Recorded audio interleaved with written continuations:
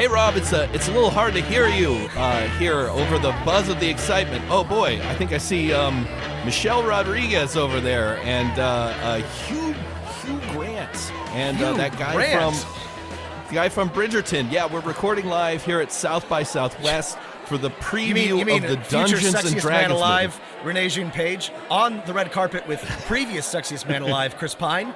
Yes, I know exactly who you're talking about. Yeah, I'm so excited.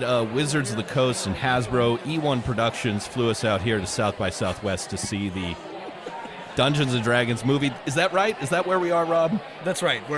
It's South by Southwest now-ish, and we're watching. We're on our advanced screening of Dungeons and Dragons: Honor Among Thieves. It's a very exciting time to be a Rob, Dungeons and Dragons fan. Rob, I'm just getting that. In fact, this is all a mass delusion that both you and I are suffering. We are not in South by Southwest. We are, in fact, just recording our podcast that Wizards does not care about. So we're gonna have to watch a different Dungeons and Dragons movie. 2006's Dungeons and Dragons 2, Wrath of the Dragon God, and we have some special friends to talk about this really shitty moment in Dungeons and Dragons cinematic history. We have two guests. Would you like to introduce yourselves, Sam and Kevin? Yes, I'm Kevin Flanagan. I'm a film studies professor at George Mason University, and I'm delighted that you've had me on. Thank you. You're almost certainly incredibly overqualified to talk about this made for DVD movie. Kevin, you're a specialist in British war cinema, but you also write about video game adaptations and a bunch of other cool stuff. I do have some kind of highbrow questions for us that might help compensate for some of the nastier parts of the movie or some of the more I'm very excited about that. Sam? Hello, Sam here, resident film aficionado. I make films, I watch films. And unfortunately, that's true of this one. There's not enough caffeine. There's not enough caffeine in Portland to keep Rob and I awake watching this film, but we'll do our best. It does have a very narcotic effect, narcotic-like effect, sort of. I was fell asleep watching this film? Yeah. I did. I was going to get into this later, but yeah, it is soporific. It'll make you drowsy. Sam and I go way back, and I have any taste I have whatsoever in high cinema. I have Sam to thank for, because he exposed me to a lot of very good films that I would not have watched otherwise.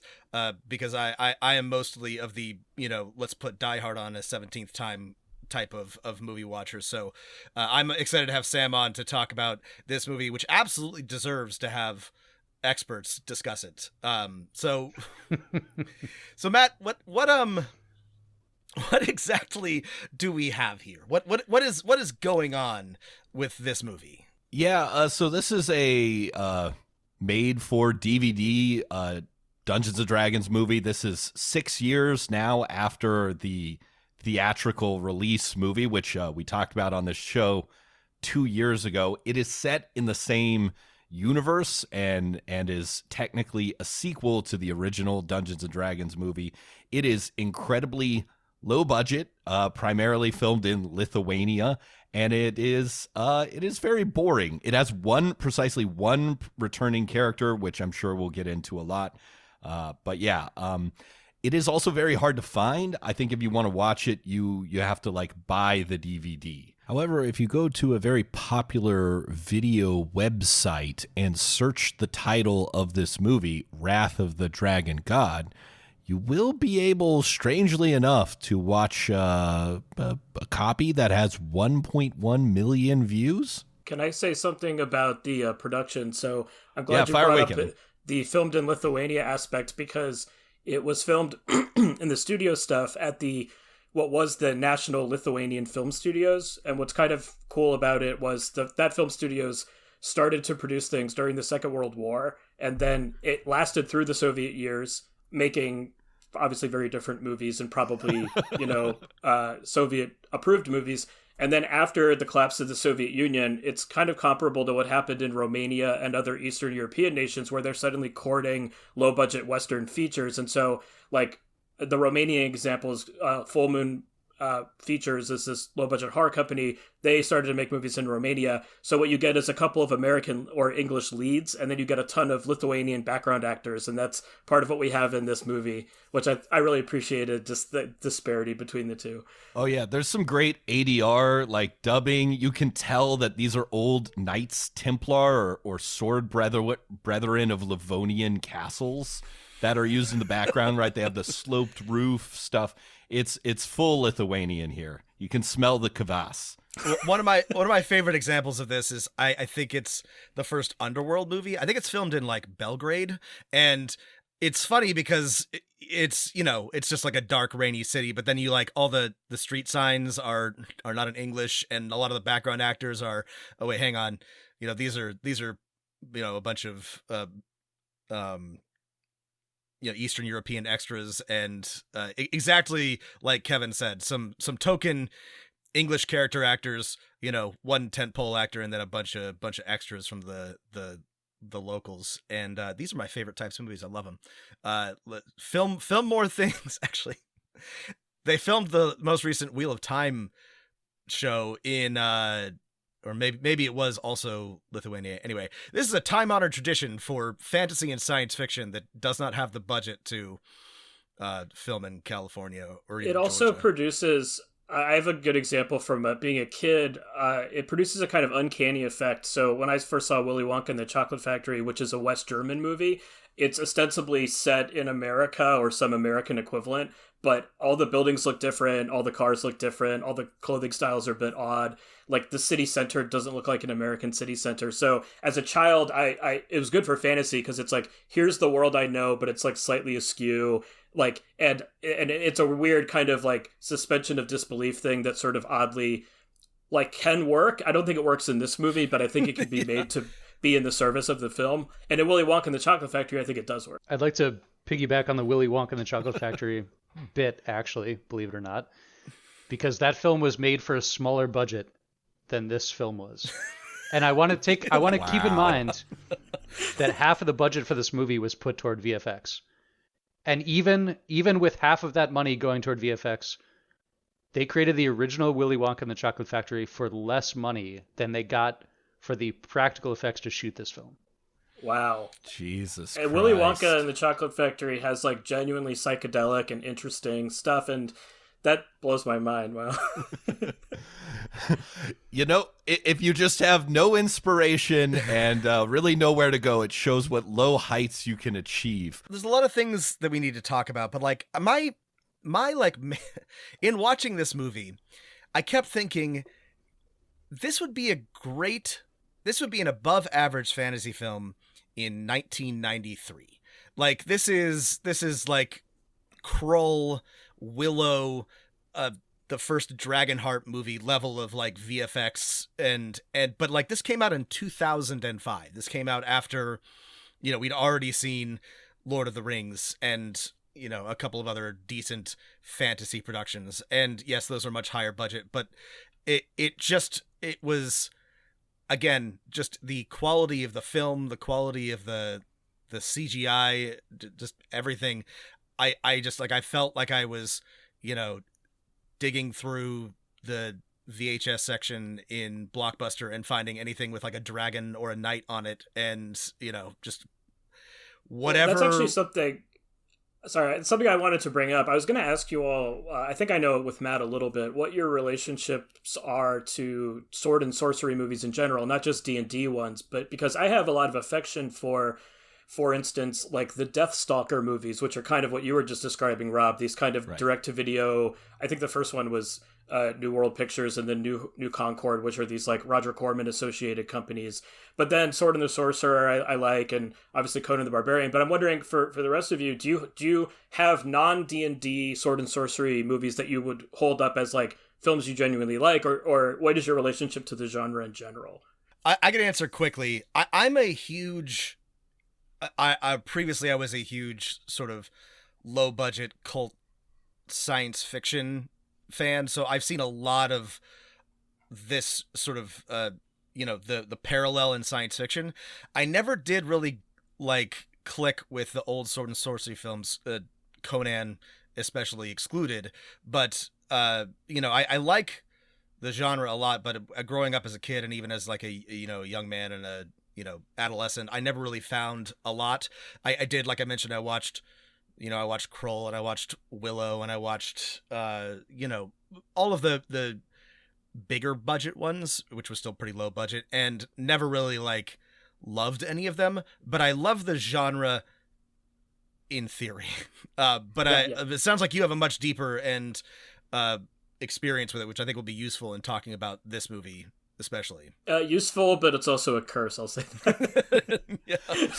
So I was going to save this for later, but since you brought up sword and sorcery, this is the perfect time to tell this story before we get into the plot. So the filmmakers sent Gary Gygax, one of the creators of D&D, but just a few years before he died, an advanced screening of the film and set up an advanced screening of the movie at his house in Wisconsin. And Gary, of course, said that he loved it. He thought this movie was great. It was an amazing job. But Gary had some really peculiar film tastes. I think we can all agree, I would add on to what Kevin and Rob said, like sword and sorcery films. We love the original Conan the Barbarian films. You know who did not like Conan the Barbarian? Was Gary Gygax. So let me just read you Gary Gygax's abridged review of Conan the Barbarian, which I found in Dragon magazine. Because wow, it is a take. Conan meets the Flower Children of Set might have been a better name for the film if there is any resemblance between the cinema version of Conan the Barbarian and that of Robert E. Howard. It is purely coincidental. My disappointment began to grow and was not mitigated later on. It became worse. The armor was good, the weapons less so. The muscular Arnold Schwarzenegger made a fine Conan, except, as all Conan fans know, the Cimmerian has black hair, not brown. More important... Sorry. More important, Conan can take out any opponent, even a muscular dude with a huge wooden maul. He doesn't need to resort to cheap mechanical traps versus anything less than the incarnation of a god or demon. If you like special effects, the film is passable. If you have any respect for Conan, I suggest you stay away from the theater. Pointless, excessive violence and gratuitous helpings of sex certainly didn't help allay this impression. Director Dino De Laurentiis has a way of screwing up basically good material, as he did with King Kong. He really did a number on Conan the Barbarian. It's very interesting, Gary. Good, thank you. It doesn't. I mean, it is no surprise to me that Gary Gygax has terrible taste in anything. He is a man of absolutely just crude and miserable tastes across the board, though this is an exceptionally bad take from Gary. I feel like if anything, Conan has aged like better. I think like looking back on the original Conan movie, I think it's like better than people remember it as, and better than it was initially reviewed. But whatever you say about it, whatever, Gary's concerns absolutely do not like Rob, his hair is the wrong color. God, it's such nerd shit. I do think there is a nod to the readership of Dragon magazine where he would mention like the quality of the armor. I don't think like mainstream moviegoers are going to be like, how well, sewn together are the chainmail baldricks in this film. These actually look pretty good. It's very much a specialist's kind of pursuit. Enough talk. But yeah, Sam, what do you have a fondness for sword and sorcery stuff? So it's great that you mentioned Dragonheart, because I remember as a teenager wandering around the local, it was Potomac Video, but basically Blockbuster, coming across this and being like, that's an awesome cover, and that's somebody I think I've seen in a movie. And the two of those was enough at that time, to go rent it. And the CG felt particularly CG. It was, early days and they were, trying to piece it together, but I loved that the dragon had like a voice and was huge and talked to characters that looked at it as if it was the size of a dragon. And there was something about just kind of the scale, live action mixed with CG component that was really exciting for a kid, I think. That one I think was an easy sell because it just felt like a complete movie. It had a story. It felt like there was some heart, good music cues, good setting, all that stuff. Dragonheart has one of the greatest all-time scores of the 90s, like unreasonably so. Yeah. That's the last time I heard Dragonheart's music was someone threw it on while playing an RPG. It works very well accompanying to these type of games. It does. Something you would never do with the soundtrack of Wrath of the Dragon. So, unless we have any other preamble stuff, I think I should get into some of the things that happen in this movie, and then everyone can chip in and respond. Okay, so Wrath of the Dragon God opens in a classic sense with a really bad and ominous voiceover. An evil artifact was created and locked away. We're introduced to just an awful looking demon baby made of ash and lava. There is we're taken via map to a dragon-shaped island, and we hear that the evil voiceover person is none other than Damodar, the henchman for the evil mage Profion from the first Dragon Island. He declares that power is finally within my reach. And we discover it's an orb. And that is our opening scene.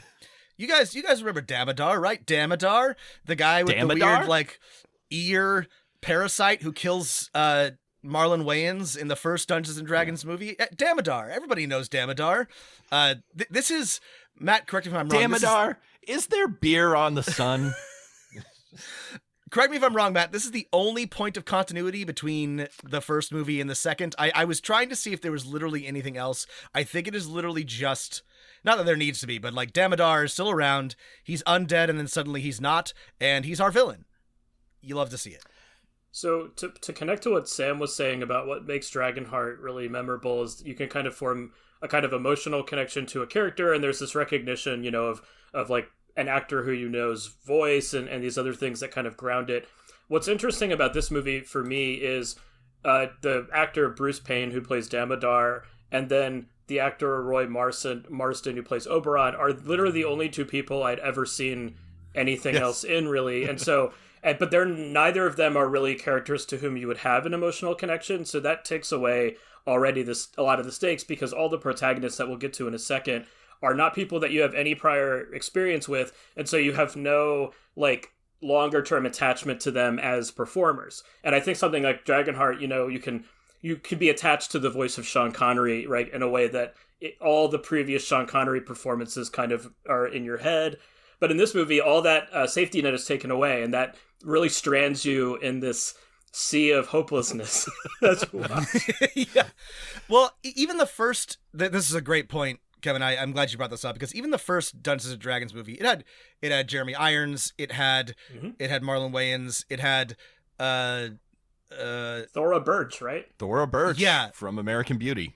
That's right. It had had some B-listers who I'm fond of, enough to like sort of grow attached.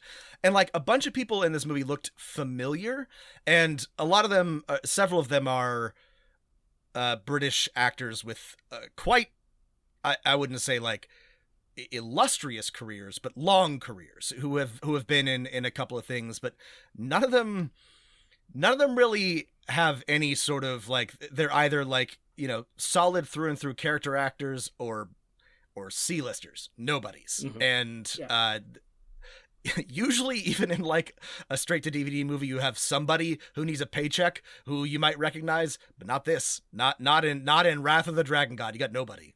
In the opening credits, there are two wonderful things I want to point out besides just the horrible CGI magma baby, which is that Magman? you see Matt Magman, which reminded me of the baby from Ally McBeal for some reason in a really perverse way. It's the same wireframe. It's just same, covered in lava. It's literally no. It literally is the dancing baby. It is the dancing baby from like 1999 internet, except somebody has replaced the skin with like lava mesh. Like that. That's it's really the first thing you see too, yes. And you're just like, oh god, super confusing.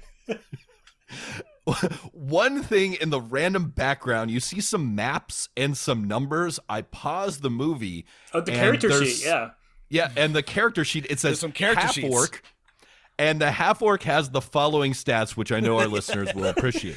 Strength 16, Intelligence 4, Charisma 7, Dexterity 16, Constitution 8, HP 16, AC 9.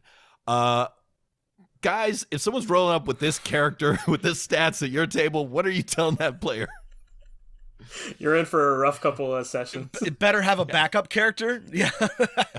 How are you a barbarian with 8 Constitution? That's very unfortunate dice rolls.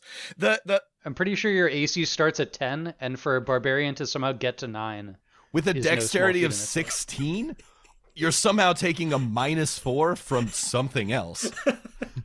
You can't hit you if you can't catch you. My point I wanted to make, I actually think that as kind of weird as that choice is, that's like a kind of half-hearted attempt at doing something that I wanted to bring up. So overall, this movie is really odd to me because it's very earnest and like straight. It's like very straight fantasy in a way that I think is kind of hard for audiences to deal with, because I think that one tradition of D&D representation in film and TV is to have there be some kind of frame story where there's like real world people who then become players. So the Dungeons and Dragons animated series has that explicitly baked into it, right? And that helps people buy into the concept of a fantasy realm of whatever, right? This movie, its gameness is kind of two things. It's the character sheet at the beginning, which is weird and kind of off-putting, and then it's the specific references to D&D stuff that we'll talk about later. And so many references. And those are odd because neither of those things are really necessarily like capturing the essence of the gameness of D&D, right? And so later on, maybe at the end we can reflect on it, but I'm really fascinated in like, okay, well, what's the right formula here? Do you have to have some kind of ironic distance from the material? You know, I know the new movie's coming out and it's starting to get pretty good reviews, where there seems to be a little bit more of this like game sensitivity baked into the narrative, and I don't know, but in this case it struck me as such an odd half-hearted like, hey, this is a game, but also don't look at this because this is a weird image thing. So I don't know if I'm sounding crazy, but I think there has to be. It makes so much sense. I also made a note of that because one of the weird things about the first movie is that it barely has any references to D&D at all. It's just like a very generic fantasy movie, which is fine, but like I always get annoyed when they like slap a branding on something and then don't have any lore. I'm just like, they did that with the the Dungeon Siege movie, In the Name of the King, with what's his face in it, Uwe Boll's movie, right? yes Uwe Boll. Yeah, we love him. What's he doing these days? I bet none of you would fight him in a boxing match. Oh no, I would not. Yeah, he's a scary man. Anyway, the point is, it was weird in the first movie because they had like one scene with like a beholder floating around in the background, and they were obviously like the orbs of dragon kind. But if you didn't know that those were D&D things, you could easily forget that it was a D&D movie. And so I started taking notes of like when they made D&D references, and ultimately, I don't really know which I like better. It annoyed me in the first movie. The random references in this one also annoyed me. I agree with you, Kevin. Like, you either need to like sort of like lean in to the gaminess of it, or you need to sort of like lampshade it somehow. But whatever, this halfway thing, it was weird. It was definitely like very art. I noticed also in like the opening crawl there were a bunch of like place names. I noticed Yinogu and a couple of other like, you know, D&D proper nouns. I'm like, well, at least they got somebody who played the game. I don't know. That's something. Oh, just real quickly, it had the flavor of a half thought through homebrew campaign where you're kind of taking some stuff from the official books, but you're basically crafting it around like your own bizarre like names and stuff. And so you're like, okay, this is the world in which my stuff takes place, but also in this world is the expedition to the Barrier Peaks. Like that's like a thing in my world also, or right. And I feel like sympathetic to that because as somebody who DMs, you're constantly kind of cobbling together a world, right? But at the same time, as a choice to have in a feature film that's scripted where you could kind of take the time to think this stuff out, it feels weird. That's actually a great way to put. I wrote this down. At one point, one of the characters says, "Oh, we know each other from when we went to the Ghost Tower of Inverness." And I'm like, Inverness? Like in at that Scotland? moment, I was like the module. Well, that's a module Q2. Right. Sorry, the one that's a module, and two. I'm like, this is like. Were you just like thinking of this like literally in the moment? You were like made a note, like I don't know. Here's my list of modules. Yeah. Ghost Tower of Inverness. So I found on Board Game Geek, of all places, a write-up about this movie that says that the writers Brian Rudnick and Robert Kimmel stated in an interview that they only had the rights to produce a sequel set in the same world as the 2000 movie. Otherwise, they would have considered other settings, most notably the Forgotten Realms. So I'm wondering at what point during the writing process and producing process were they basically told you have to keep something from the previous movie to make it a sequel. You can't change too much, and you can't use these cool characters or items or settings that some of the D&D people have been accustomed to. And perhaps it was kind of that start-stop that ends up kind of producing what we see in front of us. Well, what we see in front of us is after our voiceover, we're introduced to our hero, Lord Beric. Here's a clip. Off the supply of wheat. So, as you can clearly see, we must act now. My lord? Are you listening to me? All I do is listen. My days are filled with nothing more than figures and reports and compromise. I'm growing as soft as the velvet cushions upon my chair. Our hero, ladies and gentlemen. So he reminded me of a kind of good-looking guy TV actor, which is, I think, the world he comes from, which creates an odd sensibility of your seemingly most likable central character is also your blandest in some ways, right? And this is a time-honored tradition. The first movie was the same way. I kept thinking I knew him from somewhere, and I felt this way about every single actor in the movie, and then I kept looking on IMDb, and I'm like, nope, I don't know them from anywhere. They just look like somebody I know. Our Lord is tired of sewer politics. He used to be an adventurer, and now he's got to be in charge of taxes. He gets beaten by a student of his in a duel, and he's realized he's grown soft, but it's not all bad because he's got a hot wife mage, a blonde woman who is named Melora, who is his mage. And we learn that he is, in fact, a lord in Ishmir, which is the same setting as the first movie, but mages and non-mages, get along now, but maybe it's still ruled by a council of mages. It's unclear. Kind of up in the air. It's very unclear. At least they totally won't fridge her for plot purposes. Did anybody... this is such a weird complaint. I found Melora's accent insanely distracting. She's got a very specific British accent. Matt, I don't know if you can play a little bit of her dialogue. We can add it in later. It's just it's not clearly a British accent is normal for a fantasy setting, but there's just it's maybe one of our listeners who is more familiar with the British accent geography can tell me what it is, but it's just it's very specific and incredibly distracting to me. She's also not great at acting. Here's a clip. Whatever. Certainly nobody in Ishmir can do it, which is why, if I'm successful, a position on the Council of Mages is guaranteed. Well, don't let me stand between you and greatness. Lord Beric is a wife guy. He is very supportive of his wife. He is trying to help his wife succeed. She lets us know that no one in Ishmir can do divine magic, and she royally fucks up a mending spell, casting it like I cook, constantly looking over at the recipe, and lights a pair of gloves on fire. And this is one of the things we were talking about. She cast mending, which is a Dungeons & Dragons spell. She does it by saying magic words and doing some very specific hand gestures, which happens throughout the film. The funny thing is mending, they got so much right about what mending does and what it would look like on film to cast it. But it's also mending isn't a divine spell or an exclusively divine spell. And then also we learn later there's a whole temple of priests of Obad-Hai. And so that okay, she says no one in the realm can cast divine magic, yet we meet a bunch of people who do exactly that. It's insane. To tie to something Sam just mentioned, it is very bizarre as the narrative was getting set up that we will eventually get to the point where there is a party of adventurers formed that has a mage, but his wife, who is a mage, is not the mage who goes on the adventure. No. She rather gets put into the B plot of research and development back at home, trying to crack the code and that kind of thing that eventually swings back and pays off.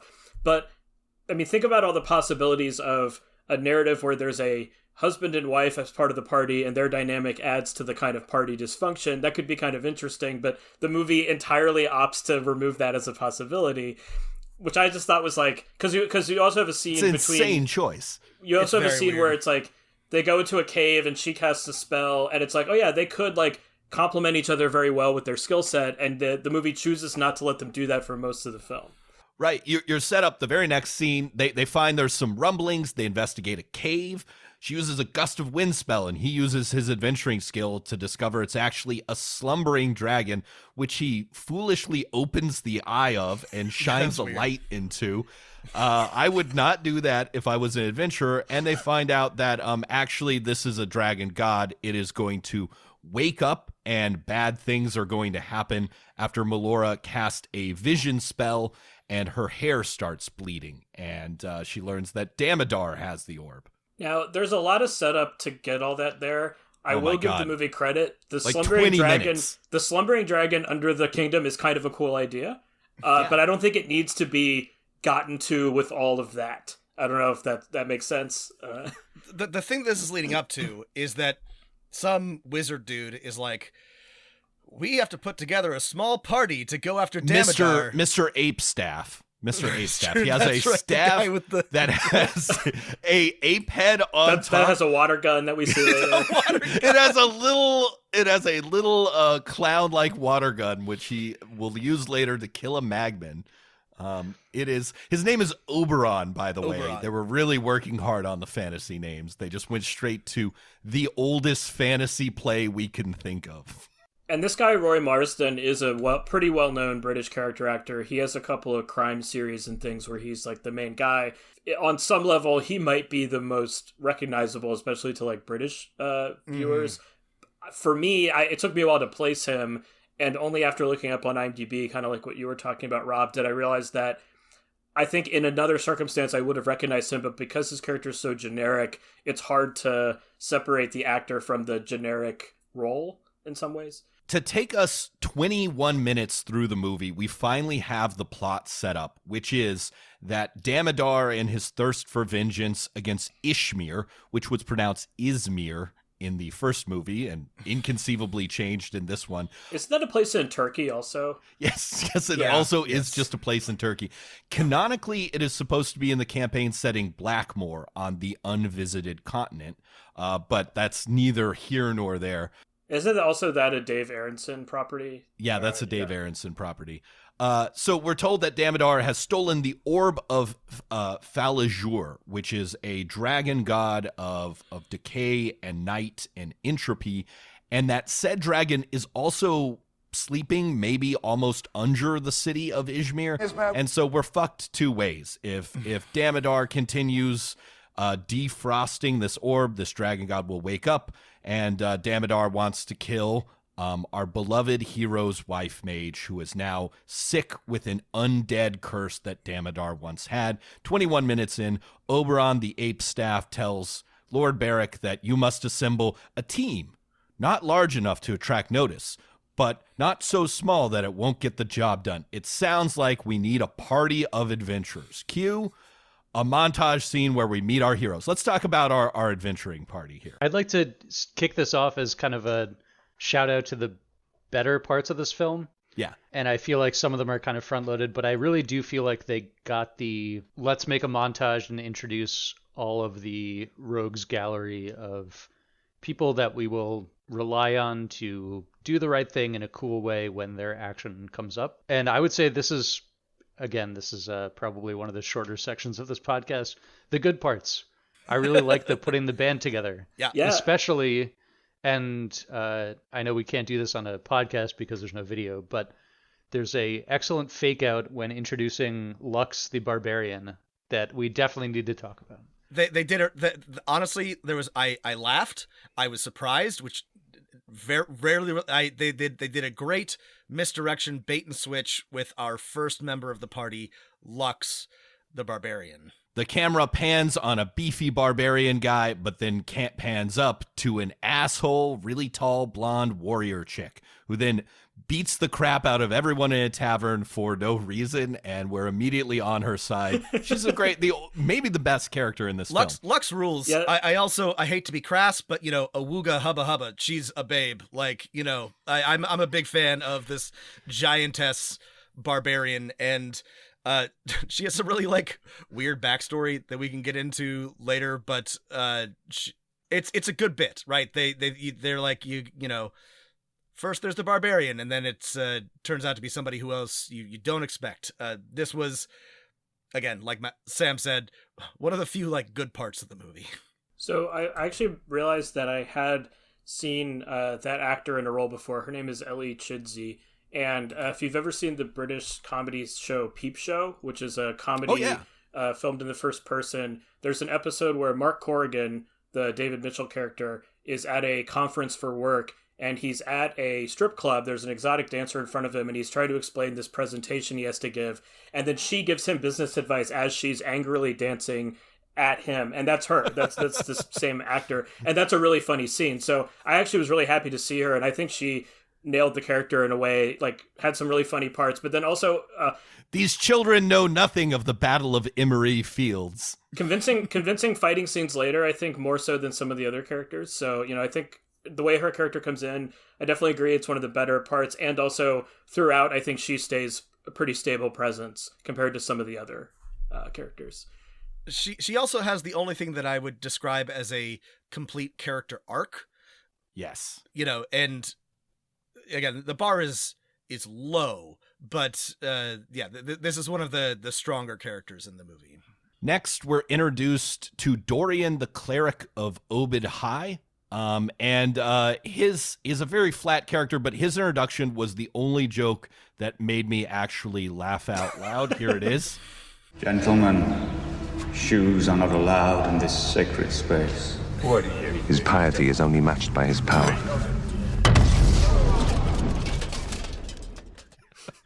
It's good slapstick. Some guards come in, he knocks them down like bowling pins for wearing shoes in a temple of Obad-Hai. I gotta say, he has the most insane hair. His hair is like, oh my God. I don't really. Can I don't want to describe it for our listeners, because it's very unlikely they'll so not. It's kind of bald but flat and bowly. I don't know. He has a partial tonsure, but it's not a full. It's not all the way around. It's deeply confusing. I was looking at his hairline tonsure that just time. makes him look like he has male pattern baldness, and then he also looks like he has two green tongues that come down his head and lick the edge of his eyeballs. And he's the straight character who gives words of advice and wisdom about life, but he looks so insane when he's talking. It's all you can focus on. Yeah, that's a weird disparity. Present day, his hairline is receding, but not that far. They shaved up the middle of his head more than he is actually balding for some reason, but not all the way. I don't know. Sorry, Kevin, you were saying. I was just going to say there's the disparity between his role in the film, which is, as Matt said, this very kind of all the characters, the most kind of sensitive and cares the most for kind of our protagonist hero character, and also as we'll get to quickly, has the least to do and kind of dies surprisingly quickly in a way that I didn't really see coming, and thought, okay, well, if yeah, don't get attached. I do want to make one point about. I want to make one point about tying this to genre again. So it's not just sword and sorcery. This is the sort of war movie men on a mission setup, right? It's the kind of small unit gets sent behind enemy lines to extract or do some task. And as Matt mentioned at the beginning, I'm really interested in war movies. And what oftentimes happens in them is, you develop group cohesion, you get to a point where you're at the task, and then people start dying only kind of toward the end, or often more toward the end. And in this movie, I kind of weirdly liked how he would just die pretty quickly, and then a lot of ultimately a lot of people, I don't want to say too much, but like make it in some way. But at the same time, it gave a little bit of sense of danger, although not really earned emotionally. At the same time, I thought, okay, well, if they're going to make some weird choices, I'm here for it. But anyway, so I couldn't help but keep thinking about, comparing this to like World War II small squad movie as well as fantasy. I have a theory about why he dies first that I'll get to at the end, which has nothing to do with good filmmaking and everything to do with plot problems. But we'll talk about that when we get to closer to the end. Who else have we got in our cadre of heroes? So we meet Dorian, the cleric of Obad-Hai, who again negates part of the lore established earlier in the film that there's no divine magic, and we're introduced to our more boring members of the party. Ormeline, the elf wizard, who is given very little personality other than she lives on an island, which she makes disappear. This is a little strange because, again, there's Wife Mage. Also, there's an entire council of mages. And we're introduced to Nim, who is just a real rat bastard looking guy, who is just gross and disgusting. He is a rogue and a master thief. We're introduced to him, and he fries some people who betray him in a great instance of dubbing over a Lithuanian with some Italian accent. That was that was a really crazy little scene. Yeah. Dark as the shadows that he walks through. If secrecy is the goal of this quest, no one is more stealthy than Nim. The rogue? Seem peerless or pure-hearted. Right for the pickings. Just like I promised.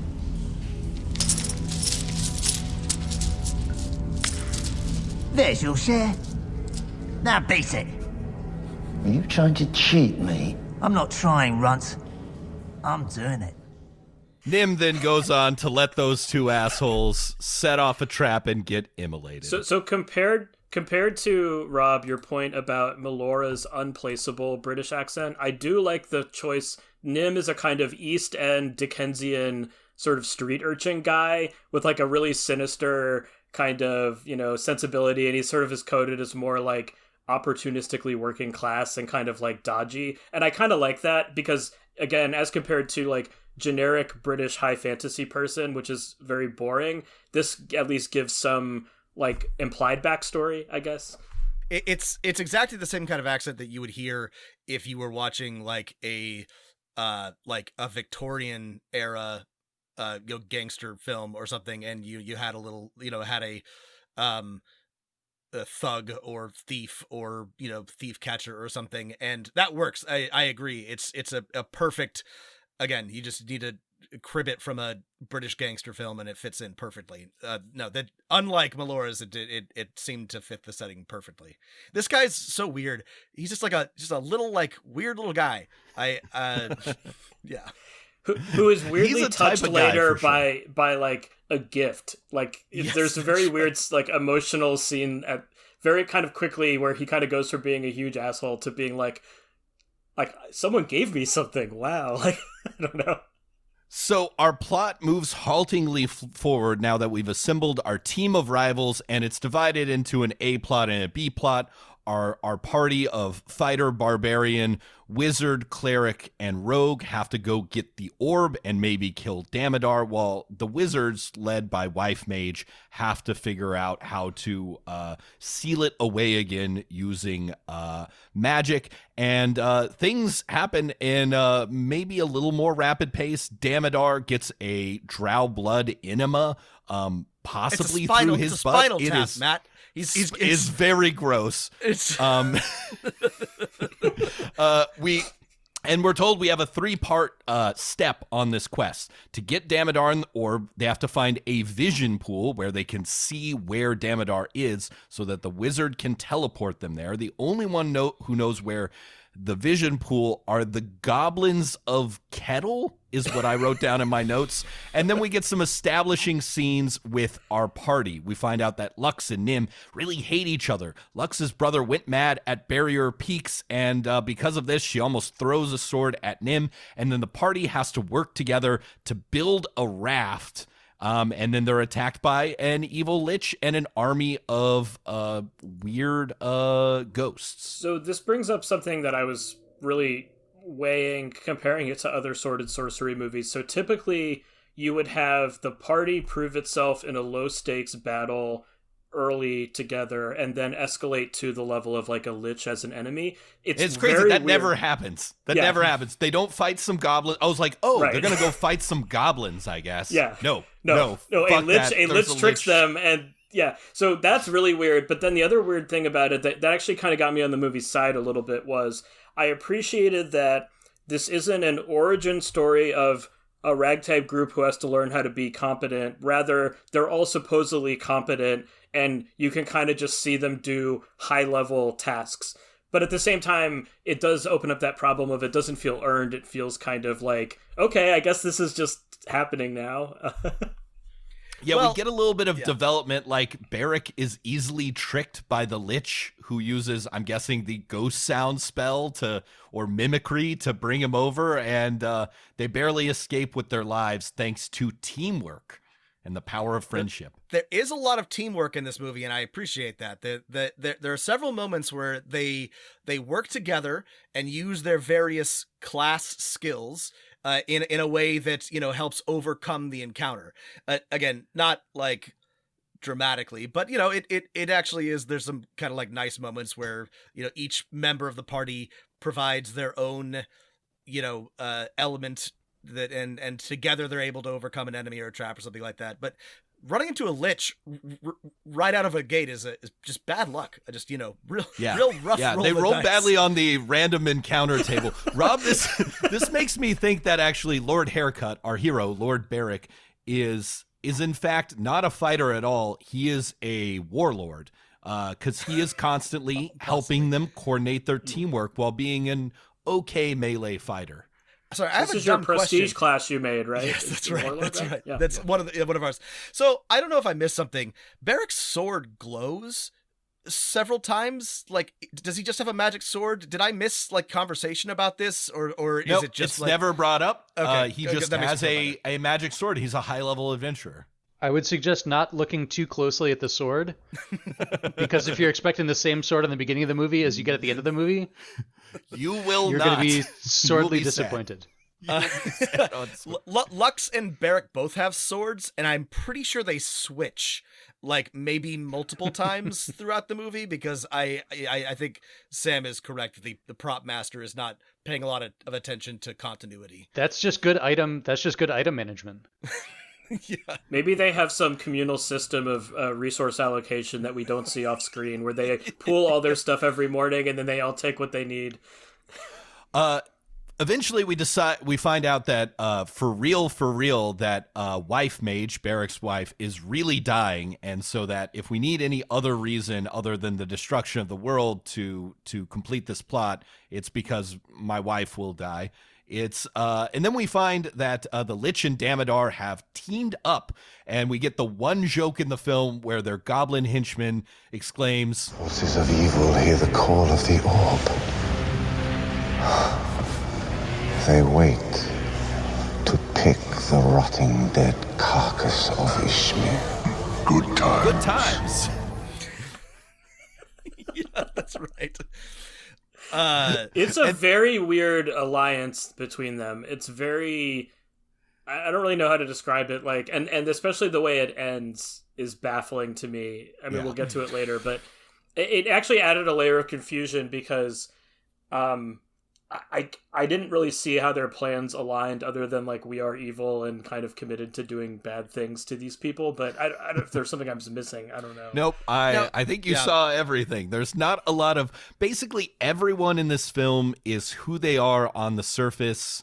There's not a lot of misdirects, but after this Lich and Damodar team up, we get our first real encounter of the party that's not running away. They find the goblins of Kettle's village, and it is completely deserted. The goblins are gone, and they do some kind of classic explorer room. The Beric asks the wizard to cast a detect magic spell. They do so. They find the thing they're looking for. They find a secret door. The rogue pulls some people away. Otherwise, they almost get hit by a trap. And then after all this happens, a white dragon attacks and tragedy strikes. Can I point out the part of the movie that made me laugh the hardest? And I will say, first of all, I did appreciate the teamwork in that scene. I thought it was a good mixture of D&D stuff and, team on a mission doing tasks together. But the part that made me laugh almost uncontrollably, and it's worth rewatching again if you missed it or didn't clock it, is when they're all jumping out of the hut before the dragon lands. They are mugging in an insane way, and they all have these really crazy poses as though the director told them to just freestyle, do what you feel, because they're all doing crazy stuff. Let's do a goofy one. Yeah. It really is. Both the stunt guys are doing their very best somersaults, and the actors are all just jumping out of the hut as the white dragon comes in is just honestly some of the most animated anybody has been in the entire film. It's very funny. We should point bizarre. up every other scene where people are talking. No one is moving. No one is even walking. We don't ever even get a walk and talk from camera left to camera right in this movie. Yeah, it's a very static film. And there was one other moment earlier in the movie that compared a bit.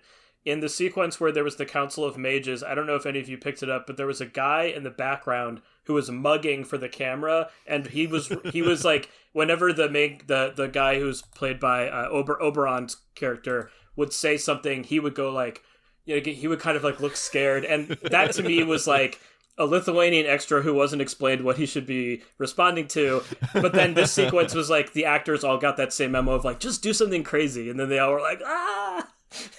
So sadly, the dragon attacks. They're able to kill it through teamwork, but in a really stupid move, without his shield or weapon, Dorian pops up and gets turned into an Obad-Hai popsicle and is then promptly also eaten by the dragon. He casts some manner of protective spell, which fails, and then he gets frozen and eaten.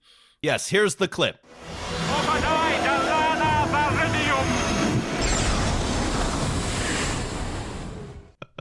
Which is too bad. You think maybe he's going to be okay? Yeah. No, he's not. Those contested spell save DCs, they're going to get you every time. He had a big hammer, but no, he's just dead. They do a cool bit. The barbarian stabs it through the tail, and then the rogue throws an acid vial at it, and then the wizard casts lightning bolt, and it's pretty cool. Honestly, it's it looks bad because the visuals are bad, but it's a neat bit. This is my second great part of the movie, which is that it feels like player characters are taking turns in 6-second increments doing the thing that their characters asked of in the situation to save the day. That is very much feels D&D. It's okay, yeah, it does feel like. And I think maybe this movie needs to be the companion for how a D&D campaign might look like as an instructional movie within the game. Yeah. So it's like a work, you get hired at a fast food job and this is the video you watch. Yeah, exactly. This is not entertainment. This is so you want to DM a game. What would it look like? And this is the section where it's combat, 6 seconds, action, movement, pass it on to the next character. To your point about him being a warlord, this is really where Beric is, the coach. He is essentially sequencing the moves that lead to the success, and it's where one of the first times you see his actual competence too, as a leader type character rather than as a kind of dupe or a guy who gets kind of misreads the situation, which he does several times before. So yeah, I agree with Sam. I thought it was a pretty good sequence, overall. More stuff happens with the B plot. Melora burns a book. Basically, we go back to the B plot all the time. Melora, our wife mage, is always coming up with a new way to solve the puzzle, and everyone else is doubting her as she gets just more and more disgusting makeup on, looking like this she's is the most bewildering. Never part of the used movie lotion. It's to very me. Strange. I guess it would have been too short without the B plot, but nothing in the B plot made sense to me. I actually didn't hate Melora despite her very distracting accent, but I didn't care about any of the other stuff, and I was having trouble following anything that was going on. She summons another magma baby, another dancing magma baby, lights a bunch of stuff on fire. This is, I don't know. The B plot, this whole thing, the movie suffers immensely from it, in my opinion. They could have used Lux and Nim as the B plot, which they kind of tease a little bit with, like, oh, there's some character growth. There's some, we hate each other, but now we're learning to. No, there's no romance. There's no Merry and Pippin. This is just. Right. It's very distracting too, because you're going from this exciting adventure back to research, and the research is just as boring as possible. And I'm a guy who loves a little like research. I love I love National Treasure. I love all the parts of Indiana Jones when they're reading shit out. I love this type of shit. But this in this movie was incredibly boring and very very difficult to tie to the like main action. It doesn't make sense because a lot of the times they can read the books, the ancient texts they're looking at, and sometimes they can't. Like, it's, there's basically a 4 elements thing. There's about 20 times in the movie where they're like, earth, water, air, and fire. Those are the 4 elements. And it's just like, oh God. I think that there's a way to make research dynamic on film, as all the examples you cited, and even like filmmakers have figured out in the last decade how to make looking at a computer screen look interesting, which is typically the most boring thing you can do is to look at someone else look at a computer screen. But, through camera dynamism, movement, like rotating the camera, zooming, whatever, like especially use of music. But I think this goes back to the point that you guys made before. This movie is so sort of stilted, and it's notable when there is on-screen movement or camera movement, and a lot of it doesn't happen till the end. So for a lot of it, you're kind of in a daze of just looking at people talking about a prop that's in front of them, and that's not necessarily interesting. Like, as you're alluding to, it's like, there's a way to use cinema to sort of like enliven that. Back to our adventuring plot, we get the beginning of some dungeon crawling. Using a gem of true seeing, Nim is able to find what appears to be an empty field, the location of the entrance to this place where they can see where they're trying to go. There's a puzzle to make it under the secret door. It's very jarring because the puzzle is written out in English text in like a sans serif font. You mean it really doesn't look fantasy? It doesn't look fancy at all. And the bit, it's very funny. It's like, but in the original Latin, Merix is spelled with a K. It's really is. They have to spell the name Jubilix after name checking the shrine of Koatoa. Remember the Shrine of Koatoa, D2 by Gary Gygax. Our wizard employs a Ring of the Ram to stop a huge bandit attack that turns up the action, and our berserker has trouble stopping fighting. That's right. So I counted Ormeline casts Lightning Bolt 7 times in this encounter, which, as we all know, is entirely unreasonable for even a 20th level wizard. Though it did occur to me she could have a staff. She has a staff, I think. I think she has a staff of Lightning Bolt and a Ring of the Ram. So I was starting to use this to try to figure out like what level Ormeline probably is. I think we have a little hint later, but she exhausts her staff of Lightning Bolts trying to fend off this bandit horde, which came out of nowhere. We already have seen the Lich summon horrible ghosts. I'm not sure why we've downgraded to bandits, but whatever. Hey, people in Lithuania need jobs. to the point you made, Rob, about the later reveal that maybe tells us more about her like level. I do like the detail. I won't reveal the whole thing, but she says the phrase like, I've only prepared. And I love the idea that she prepared all of this insane stuff for this particular mission that she had no clue about. I mean, obviously you have to make guesses as a wizard to like what to prepare for the day. But the idea that she was like, yes, I will prepare 13 lightning bolts. Like somehow that will be the thing I might need, It's very, I don't know. We flash back to even a D plot now as we see the younger guard trainee who beat Lord Beric in a duel show back up. He has not been on screen for 59 minutes. And then we get to watch Oberon, our Apestaff mage, take a bath while his poor abused servant is murdered in the background. It's very disturbing. I did not want to watch an old man take the a Spinal bath. Tap and the bath scene. It's like, yeah, these are sort of bizarre sequences of repose to show. There are moments in this movie where it takes a turn for the truly gruesome. Like, much more than like a PG or PG-13 rating would suggest.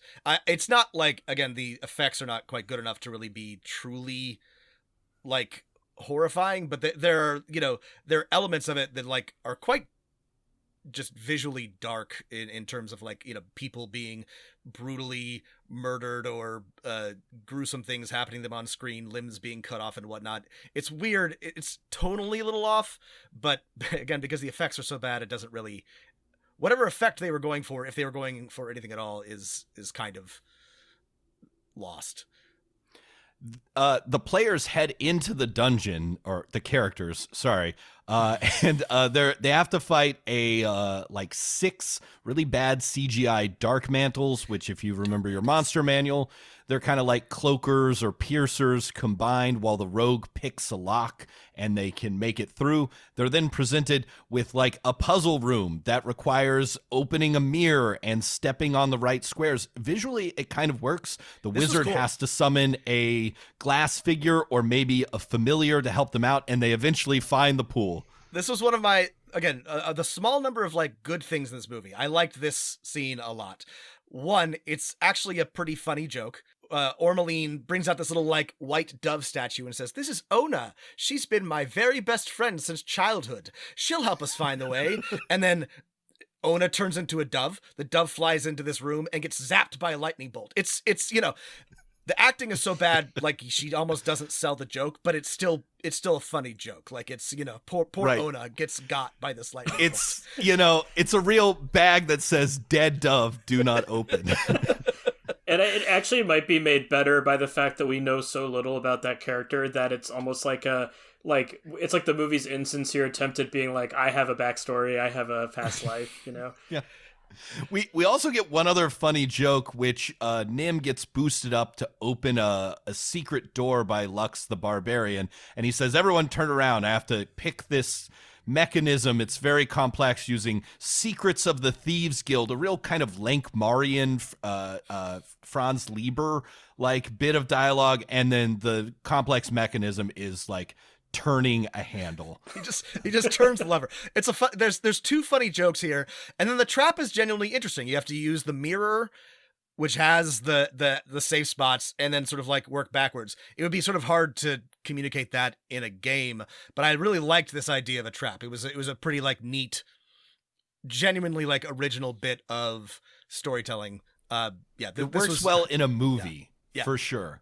It is kind of bad that sometimes when you can see the mirror and the trap, that they don't line up. But it's not an expensive movie. They couldn't go back and with CGI to go back to the gameness of this movie. I think it's one of the better translation of a game mechanic, or even like how in D&D you realize that you have to do kind of ad hoc weird crap sometimes to like get through something, and sometimes it's logic puzzles and sometimes it's like the party acts like chickens to trick such and such. It's like just weird, like goofy D&D stuff. And I was appreciative that they managed to get some of that. Because again, if my main critique of the movie is that it's like too earnest, sequences like that do a little bit to push it in the other direction, I think. Yeah. There's so much earnestness of like the Dungeons and Dragons, from the spells being accurately depicted with hand gestures and somatic components to, in this scene, Lord Beric says, "We have to go single file. This will be our marching order." To we're told so many times the rules of teleporting, which are basically the same as in most editions of Dungeons and Dragons. You have to be familiar with the place. There's a chance of mishap. You can teleport into a brick wall. and that the wizard, and this is what we were alluding to earlier, has only prepared 2 spells of teleport. So when the players go through the trap, Nim, our lovable rogue, gets fried, and we could teleport him to safety back to the healers, but we've only prepared 2 teleport spells, so we'll just have to take him with us. This is what I was alluding to earlier. I think they realized that if Dorian was still with the party, that the tension that they were trying to set up wouldn't make sense anymore, because Nim gets hurt, and then they go through some kind of magical portal. No. They use the vision tool to find where the orb is, and then And Ormeline the wizard teleports the party there, including the unconscious Nim. Ormeline gets stuck in the wall, and our heroes are trapped in an easily dodgeable bone cage. So Ormeline.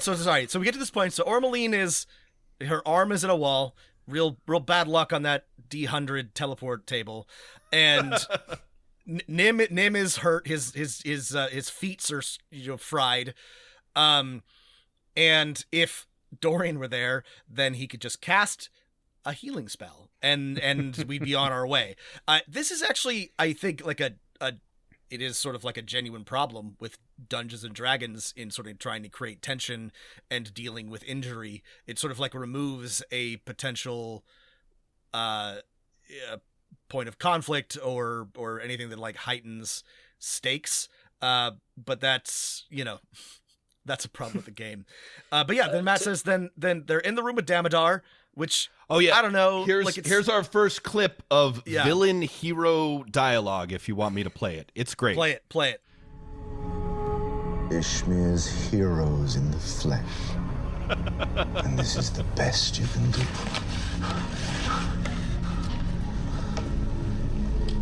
Ishmir must be really desperate to have sent such fools.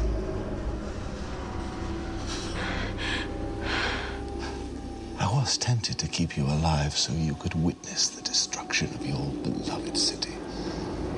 Unfortunately, I have never been able to control my urges, even as a dead man. Ah, yes, the classic urges of a death man. Help the others. You cannot win.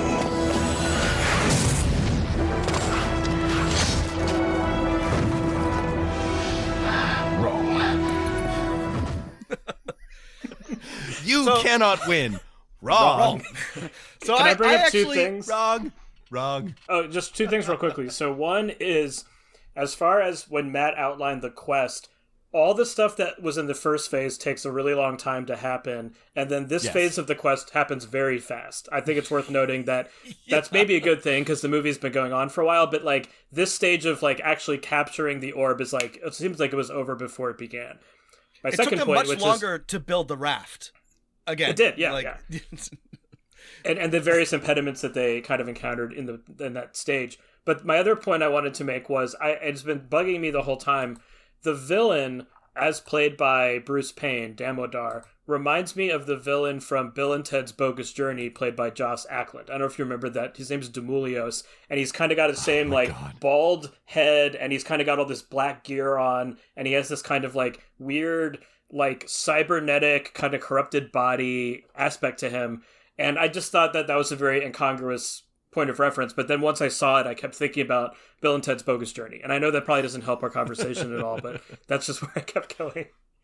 Well, one of the weird things about Damodar's cybernetic form is that if you remember the 2000 Dungeons and Dragons movie, Profion curses Damodar by putting a weird plant creature in his head that compels him to do things. But we find out in this movie through voiceover and various expository scenes that it's in fact an undead curse, which doesn't really match up. However, it's nice they made Bruce Payne stop wearing purple lipstick. So if you're hoping for that purple lipstick look from the first movie, you're out of luck. So this scene that Matt played almost in its entirety for you, is I actually kind of liked. This is another moment of teamwork.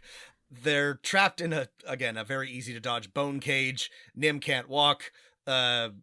Ormeline is trapped in a wall, but to try to save their friends, Ormeline uses the next charge of her Ring of the Ram. Nim throws a knife.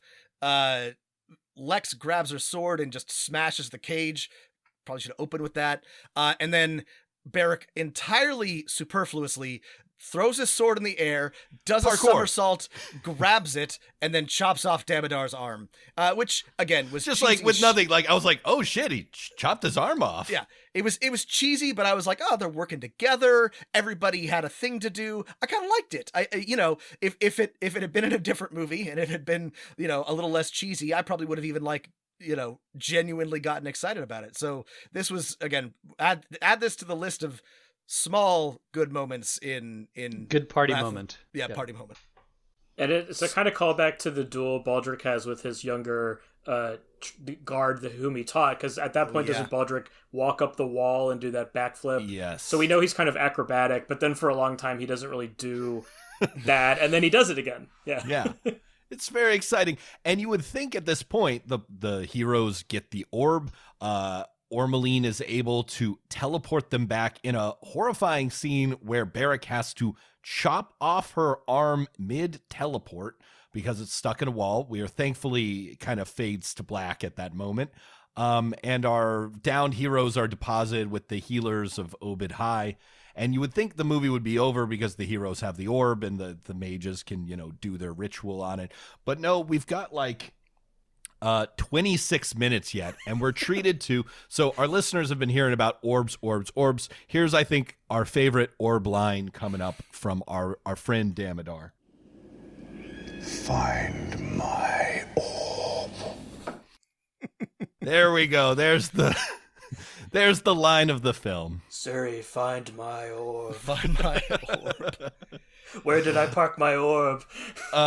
So here's the final plot summary of what happens next. Meanwhile, back in Izmir, a bunch of mages are getting fragged because it turns out that the Lich has replaced Oberon, has been posing for him. The dragon god of the title, Falazur, the night dragon, returns, bust out of a mountain, and just begins wrecking hell.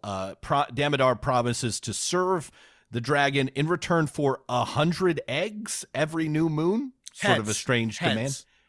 Oh, 100 heads. Oh gosh, that makes so much more sense. Yeah, heads. Thank God. I was so confused. With inflation, eggs are worth more than heads, right? Thanks, Biden. So we finally get some wrath. We see a small Lithuanian historical village being destroyed many times over.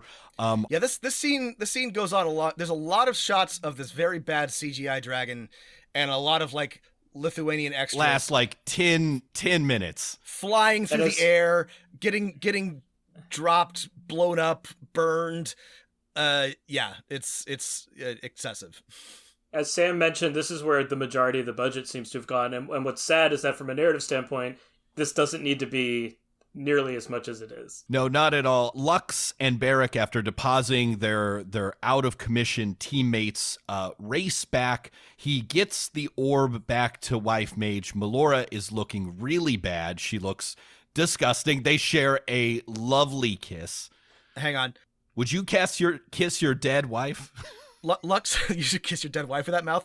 Lux stays behind to fend off a bunch of winged demons. I kind of harpies, missed this. Maybe?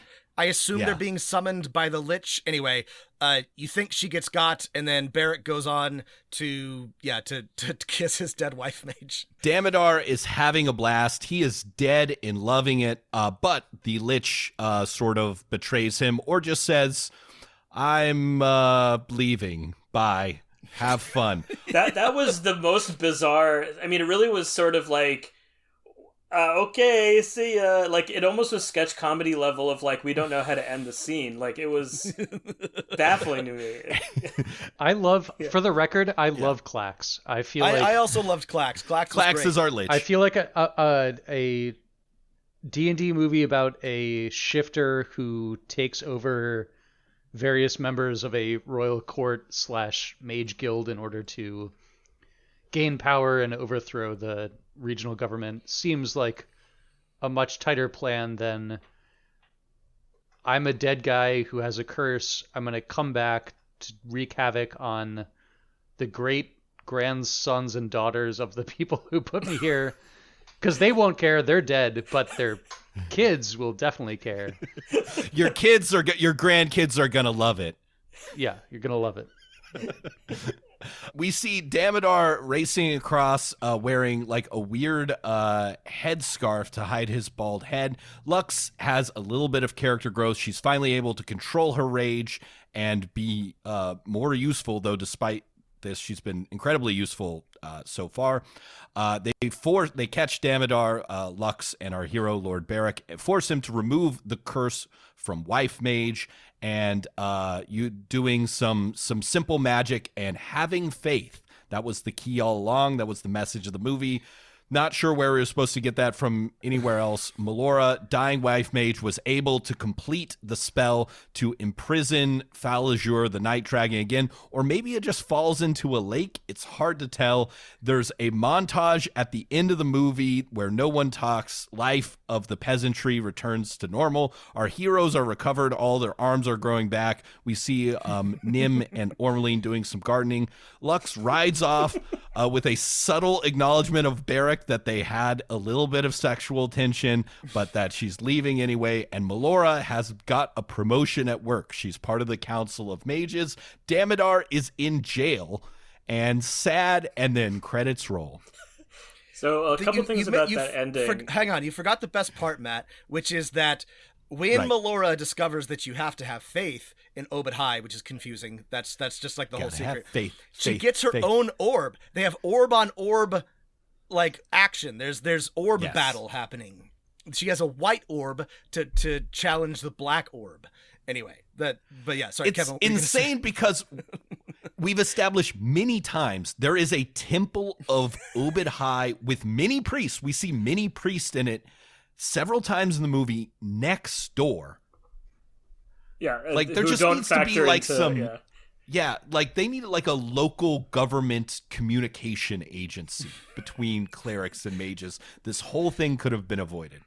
My couple points about the ending. So as to the comment I made earlier about the really static quality of the film, I would say the one sequence that is suffused with movement is the attention that they give to the horse riding of catching up to the villain. And it's this really kind of nice looking landscape.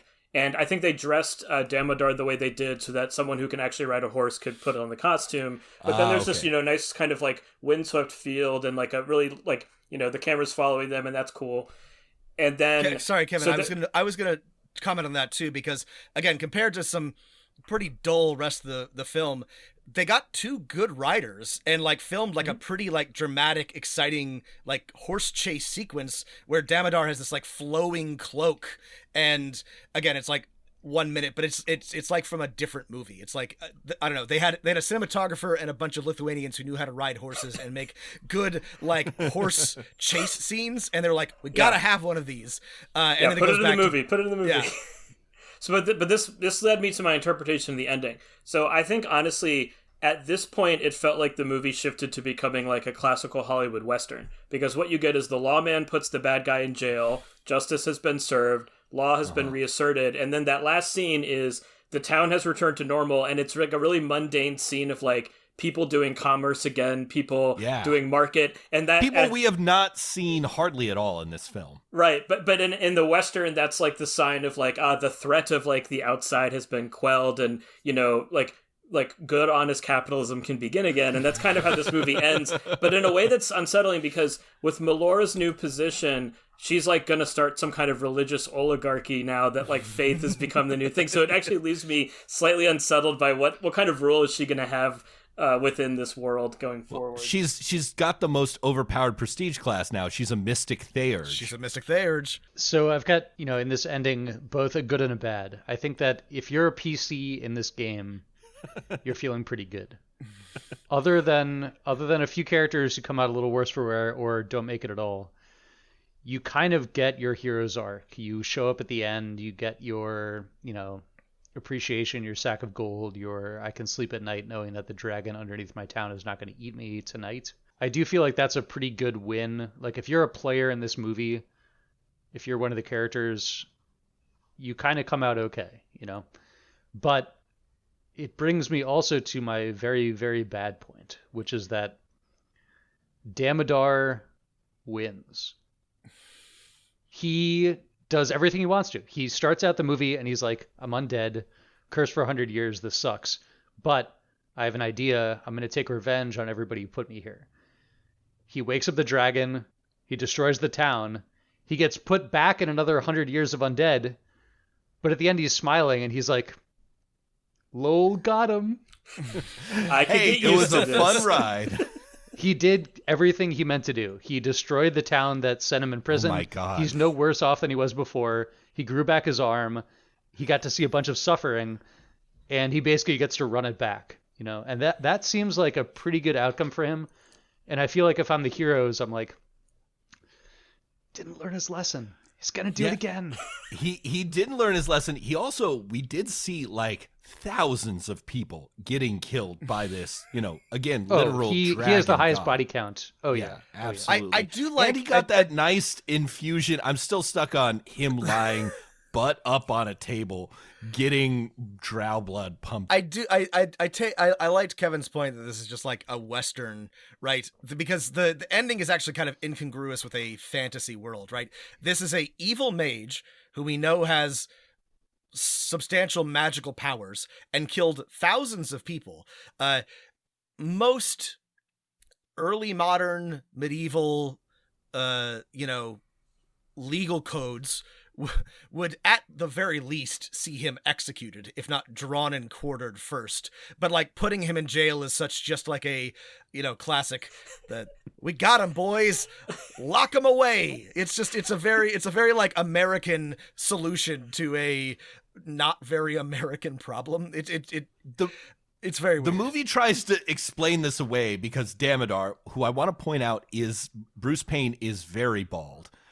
Has a strand of hair, all he's ever really wanted, from Wife Mage, from Melora, our heroes, and he's used this to link them in a curse. Oh, yeah, that's Lux right. is able to overcome her rage and not just murder him, because that would damn Melora too. So they have to hold him in prison so that Melora doesn't also die. It's a little weird. It doesn't quite make sense because they force him to break the curse, and you think, okay, well now we could execute him, but then they never execute him. And there's Damodar dead and loving it, in prison again. So Kevin, I would love to hear some of your highfalutin thoughts on cinema and Wrath of the Dragon God, now that we have covered the plot such that it is, because how many bags of popcorn would you give? One observation I didn't get to make earlier, and then my kind of spiel maybe about how I see this movie both working and not working, because I think that's kind of a theme we've landed on, is that parts of it do work surprisingly, and I think we genuinely enjoyed like little bits, but overall it sort of doesn't quite function in a way that it should, right? One point I wanted to bring up was, it's worth mentioning, I don't think we have said this yet, the director is this guy called Jerry Lively, and Jerry Lively's mainly a cinematographer. And if you look at his cinematography credits, he's actually lensed some really interesting movies, especially horror movies. In particular, Waxwork and Waxwork 2 are very good, low-budget 80s horror movies. I think Anthony Hickok's the director. And then his most famous credit is something I'm sure most of you have seen, Friday, the Ice Cube Chris Tucker movie. And he then started to direct, but he never quite kind of had as mainstream of a movie, I don't think, after Friday. So I bring that up because you would expect a cinematographer to like want to shoot a movie interestingly. And what's curious about this film is that most of it is not interestingly shot. So it makes me wonder if he was constrained by budget, or if it was just a matter of like learning to direct kind of a movie of this size on the job and kind of reining in your ambitions. I don't really know much about him other than, again, usually when a cinematographer becomes a director, you expect more visual dynamism. That's point one. My overall reading of this is I wanted to tie it to Dungeons and Dragons adaptations in general. So if you think about how people become familiar with D&D as a brand and then role-playing as a hobby, I would argue that a lot of people encounter adaptations in film and TV prior to the game, right? So just giving you a quick anecdote about myself, in the early 90s, I probably saw Forgotten Realms novels by TSR and read them prior to actually playing D&D, right? So there's this way in which... That's incredibly common, yeah. Yeah, so like a lot of our introductions to these things are other media. And I would say even before I played my first D&D campaign, I played, D&D computer games, the gold box games that are pre-Baldur's Gate. I love those games. But that informed my imagination of what D&D was and what it could be. Now, I'm putting myself in the shoes of a teen in 2007 who goes to a still existing video store and says, Dungeons & Dragons, I've heard of this, I don't know what it is. And it's on the new release rack, and this is prior to streaming, so they don't really have access to the wider world yet. YouTube doesn't have feature films yet, you kind of have to seek out movies. And imagine pulling Wrath of the Dragon God off the shelf, and this is your representation of D&D, right?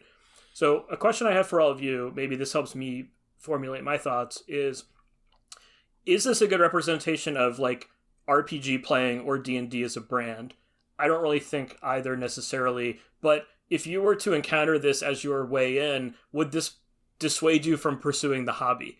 Because it sort of is like not as interesting as actually playing the game. I don't know if that makes sense.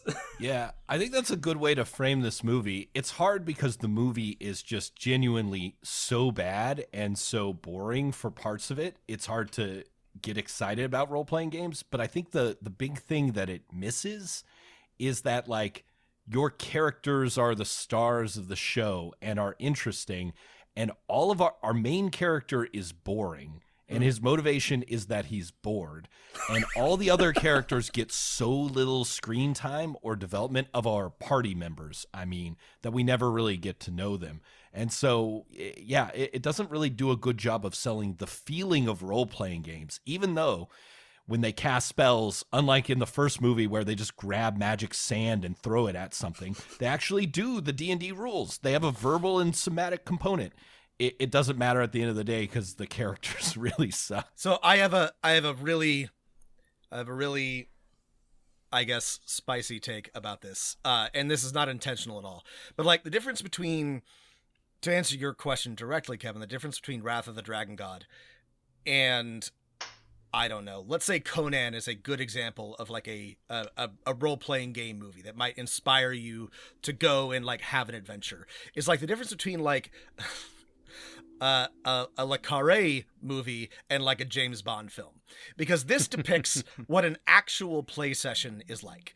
You're not really coherent. Your backstories aren't filled out. Your DM keeps going on and on about his lore and like taking you back. And Salazar, and I'm like, no, of years, the Thuvian civilization, which we didn't even talk about in this. They talk about this for like 20 minutes in the movie. Your fighter rolls a 1 on his like will save, and then has to like acts like an idiot in front of the Lich, and you spend an hour building a raft even though you can just cast a spell.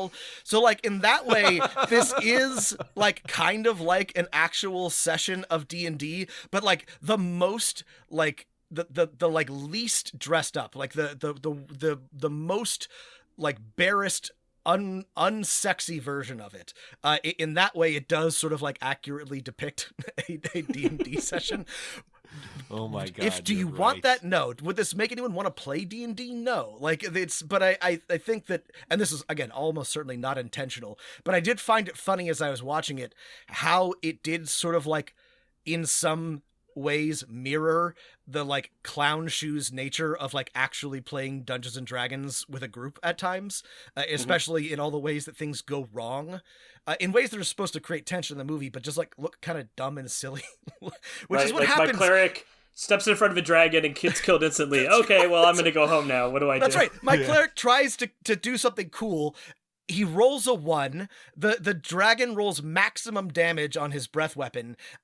Well, fine. I'm out. I'll see you guys next time, I guess, with a different character. Fuck off. So I have some thoughts on the cinematography, and I want to say this as somebody who has worked on productions large and small. Believe it or not, I'm going to give a shout out to our cinematographer, Igor Meglich. I hope I'm pronouncing that right. Igor, look me up if I'm butchering your name, because I'm positive you're listening to this podcast. This was a movie in which Igor's career actually took off. And I say that because I feel like he wins this movie, even though he doesn't show up with anything big. I want to talk about his trajectory here. 3 years before this movie, he was the cinematographer for Deviant Vixens 2. I've seen Deviant Vixens 1, but yeah. Exactly, a sequel to the original Deviant Vixens, of which we all are loving. Intimately familiar. Igor Meglich is now currently a second unit director of photography on a number of Marvel films. A number of them. Like, a lot in the last 10 years. So I'm not sure exactly what was going on with this production, but I feel like if somebody, took the film and said, okay, who are the winners here, who are the losers here? I think winners, you would probably say the D&D correspondent who has to look up the rules and figure out if people are taking their turn economy and actions well, and that they have their spells prepared for the day, and they've got their ranges and their verbal and somatic components. Definitely B+, definitely winner in this film. If you're shooting Deviant Vixens 2 in 2002, you shoot this movie in 2005, and within 10 years, you are the second unit director of photography for a number of Marvel movies that have made more money as a franchise than any other franchise in the history of film. Good on you. Yeah, this guy's career really took off. Yeah, wow. Oh yeah. This is a good moment for Igor, but for the production, not so much. And I say that because this movie had a $12 million budget, and it made $1.7 million. Ooh, that's rough. Which is not a great return. It's really not. I mean, for a personal D&D campaign, that'd be good, but yeah, not for a movie. And I would like to compare this to the production company, The Asylum. And I wanted to bring this up earlier, and I know, Kevin's nodding his head because I love The Asylum, yeah. The Asylum was a film production company that turned what are called mockbusters into made-for-TV sci-fi pictures. This is like the one your grandmother buys you by accident instead of the actual movie, like Atlantic Rim instead of Pacific Rim. Titanic 2. Yes, exactly. The Clash of the Empires. Nazis at the center of the earth. Two-headed shark attack. Three-headed shark attack. Five-headed shark attack. A number of the Sharknado movies. Mecha Gator versus Super Gator. I can go on. These companies take a very high concept and for generally under $1 million make very fun, very quick, very silly, made-for-TV sci-fi movies. And according to their studio, all of their movies have made money. I don't know if I believe that, but that's what they claim. So for this movie to have a $12 million budget, half of which is going to VFX, and is making only $1.7 million total, they should maybe cut their scenes in half, double the budget of their art direction and their VFX, and they might be onto something. I think that they released it at a weird time because, like I said, if they waited a few years, they could have sold this direct to streaming and probably made all their money back on the initial sale, or it could have been funded by like Tubi or something, right? But instead, it came out at a time when the direct-to-video market is dying as like a physical proposition, but before people started to watch direct-to-streaming stuff. So I feel like that maybe, if this was like a 2015 movie, it could like have lost less money, perhaps initially. Yeah, they were competing with a lot of great movies in October 2005. The Doom movie, The Legend of Zorro with Antonio Banderas. I would like to name a brief list of movies with a smaller budget than this. Oh yeah, which you might want to check out if you're interested in character or visual or story-driven films, which I think is mostly why people go to the movies. Willy Wonka and the Chocolate Factory. Moon. Oh my God. The Witch. Oh, Jesus. Get Out. Monty Python and the Holy Grail. I challenge you to take any of those movies and say, you know what? You know where our money needs to be going? Gary Lively and a direct-to-DVD D&D movie sequel. Oh man. Yeah, it's hard to describe to listeners how disturbing every moment of this expensive CGI looks. When the dark mantles plop on the ground and their jiggly jello like heads wiggle back and forth in a way that you can tell is repeated, just rotated along the like Z-axis in a different way. You feel a little sickened, especially you want them to die. There's also no point in this movie where a VFX monster or moment could not have been replaced, like just the plot rewritten to include something that didn't require a CGI budget that you cannot. Nothing would have been hurt by like not having a dragon, not having dark mantles.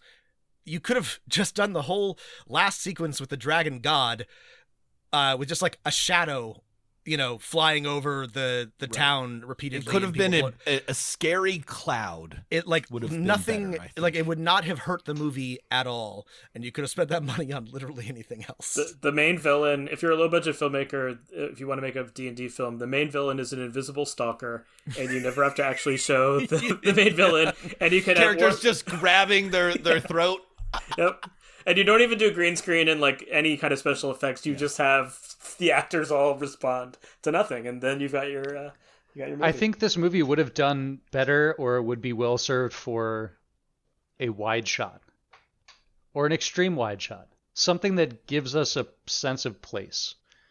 And we've seen this in films like in Lord of the Rings, when the Balrog is falling through the sky and it cuts way back and it's just the tiny figure falling through darkness covered in flame. That's cool. That CG shot cost the exact same amount as a dragon who's been blasted out of the air by another orb falling through a lake which has magically appeared below them for dramatic effect. We don't need much. Give us some setting. Show us the village before it's burned to the ground. Show us the goblins when they're happening, when they're doing stuff. Well, folks, I had a great time with Lord Beric, Ormeline, Nim, Lux, and the other guy, and I hope you did too. Does anyone have any final thoughts? Maybe I thought we could end on, if you're a dungeon master, should you see this movie? Is it worth seeing as a bad movie? Will it be better or worse than the Dungeons and Dragons movie starring Chris Pine coming out? So I have two things to say. I have one thing that may be controversial and one thing that won't be. So the not controversial thing is don't see this movie. It's hard to find. You would have to buy a DVD of it. I guess you could pirate it, Yarhar, fiddle-dee-dee if you wanted to, but don't waste your time. There are a lot of bad movies that are worth seeing. This is not one of them. The second thing I'm going to say is that I think that this is better than the first D&D movie. It might actually be. It's a low bar, but I think this is actually a better movie. I think it's more fun. I think the production values are worse, but I think that it's got better acting. It's more interesting, and as bad as it is, it's got a little bit of charm. And the first one had zero. So that's my spicy take. I think the case against it is something we've mentioned a few times, that it's got this, as you mentioned, sophoric, narcotic-like effect. It really is a drowsy movie. It's and the color palette doesn't help for much of it, and just the sort of sheen of CGI shimmer and the drabness. All that stuff is probably a signal for a lot of people that this is not going to be as much of a romp as you might expect. And however, just when things get rompy, let's cut back to research. Yes. Yeah. And so when you want to cut to something dynamic, it's people reading books and talking about them, or failing to read books. Now, I will say it's an interesting failure to me. And I think if you're a student of the genre, if you're like me and you kind of, I will watch any sword and sorcery movie. It doesn't have to be D&D branded. It doesn't have to be in the upper echelons of kind of Conan the Barbarian. I'll even watch, direct-to-video stuff that I buy at Dollar Tree still that I know is filmed just in a field in someone's backyard. I'm interested in it, And you get that genre kind of periodically has moments of greatness. Lord of the Rings films, obviously, or even stuff like Valhalla Rising and stuff that's even more sword and sandal and ancient world adjacent. But that genre, I think, is an interesting one. There's a lot of room to play around with stuff. When you add the D&D IP to it, when you add the role-playing game stuff, I'm kind of on Rob's side. I think that this is almost a good D&D instructional flow of play video in parts of it, in certain sequences. However, that doesn't necessarily translate to riveting filmmaking otherwise. So to watch it from the perspective of, does this represent D&D? Yes, it does, and in some very specific ways, and in some very particular ways that I think people who are invested in D&D might appreciate. However, to me, it's like misreading what's interesting about D&D, because it doesn't hit on most of the stuff that I think actually engages us when we play the game, when we either lead sessions or are a player ourselves. All the serendipitous stuff, all the interactive stuff, all the kind of ad hoc stuff you lose in the context of a thing like this. And I think it's possible for films to actively adapt D&D properties in an interesting way. And I think, adapting to video games and card games and other stuff serves D&D well, and novels and movies potentially too. So one thing I'm excited about for the new film, to address the other part of Matt's question, is, again, it's the people who did the movie Game Night. It seems to be invested in gameness. I'm sure that aspects of the sense of humor will leave me cold. That usually that kind of self-reflexivity I can take or leave. However, I do think that there will be a good balance of some of the elements that we see trying to be worked out in this film, that which ultimately fall flat. So I'm kind of in the middle. I guess I'll leave that. My take is sort of take it or leave it. It is what it is. It may not be for you. It may be for some people. I think if I were to look at this movie as, is this successful? Is this, entertaining? It really missed a lot of the big moments of, D&D as a campaign, as a player. But if you stepped off a spaceship and you said, I have an hour and 39 minutes and 28 seconds to find out what the world of D&D looks like, what are the epic characters, what do certain players or characters or roles, take on during this campaign, what would a 2-hour session of a D&D campaign look like? It hits a lot of those notes. We get the party together, everybody has their specific skills. When we have a certain moment to shine, we turn toward that character and they get the chance to step up to the plate.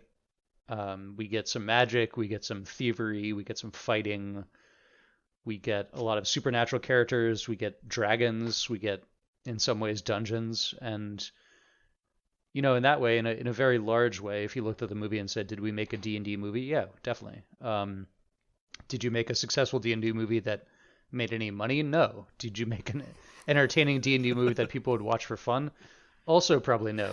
Did you make a instructional video that should come with the D&D player's handbook that describes what a 3-session campaign would look like?